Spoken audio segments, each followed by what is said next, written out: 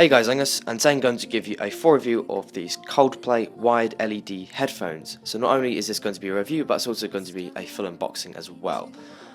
So actually starting off with the unboxing, we actually get a small packet, which I'm not actually sure what this is actually for, and I don't believe it's actually detailed in the instructions as well. But anyway, we'll put those to the side. So of course the back parts will be for the earphones themselves, but the red bit I wasn't entirely sure what it was for. But anyway, that doesn't matter. But it's helpful to know that we do have extra earpieces in case we want to use it for, say, running or something like that. And yeah, I'm guessing it's really for cable management, but it's a very weird way to manage them. Next in the unboxing we have a case as well for storage, which is helpful. And then inside we also have a micro USB cable for charging as well.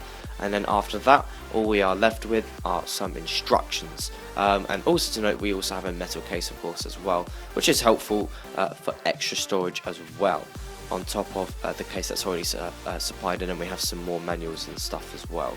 So yeah, fairly impressed with the unboxing. You know, not too many accessories, but it comes with useful stuff that we need, and as we can see, they are already pre-charged, which is actually quite helpful.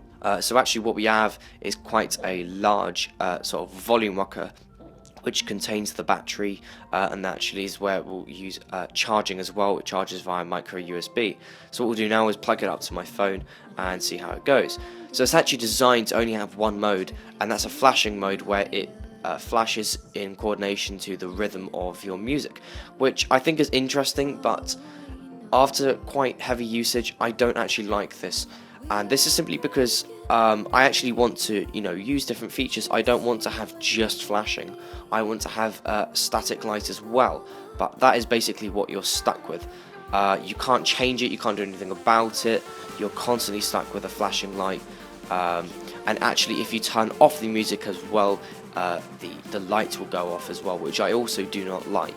So they also have a built-in mic as well, which is helpful to know. Personally, I didn't use this, but again, it's convenient to have. The middle piece is quite large, and I found that they weren't the most comfortable headphones I've ever tried.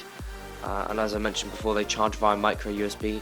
However, when they do charge, the micro USB port is really badly designed, so it doesn't actually fully go in. However, once you do actually power these up properly and turn off the lights, they do look really, really cool.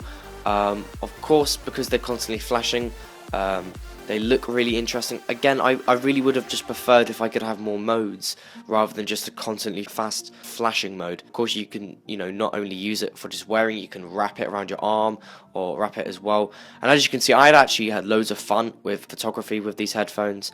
And, if you experiment, you can do some really, really cool stuff. So again, I had loads of fun using these headphones. But now what we'll do is actually move on to the actual pros and cons. I think overall I was very disappointed with these headphones. And the first feature, of course, and the first reason is because the LEDs actually stopped working after about a day of use.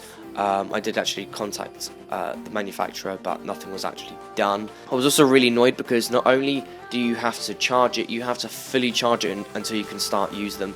And it actually took around 3 to 4 hours. It's claimed to be about 1 or 2, but I charged it for a very long time. It's really stupid how it only has a 120 mAh battery, because that gives it really, really short battery life. It's claimed to actually have 3 to 4 hours of use, but I barely got that. I didn't even get close to 3 or 4 hours. And again, it just takes too long to charge, and you get very little out of it. I'm not going to say they're uncomfortable headphones, but I would have preferred if they were more ergonomic. In terms of the clarity, I definitely think it's there. I'm not going to say the sound is bad, but I would have much preferred if the bass was much better. There basically is no bass whatsoever. You really have to crank up the volume. The max volume itself is also really good. The design of them I think is nice, and they do feel quite cheap. I think the idea of these headphones is excellent, but the actual headphones themselves aren't very good, and I really think that there are so many things that need to be improved in these headphones. If they do want to be a good product, then I definitely think they need to improve battery life, they need to sort out the charging time, and also they need to fix out issues as well, because mine actually ended up breaking, not the sound, just the LEDs, and that kind of defeated the point of having them in the first place. But anyway, I think they are interesting headphones, but I just definitely can't recommend these because I think they're a dodgy product.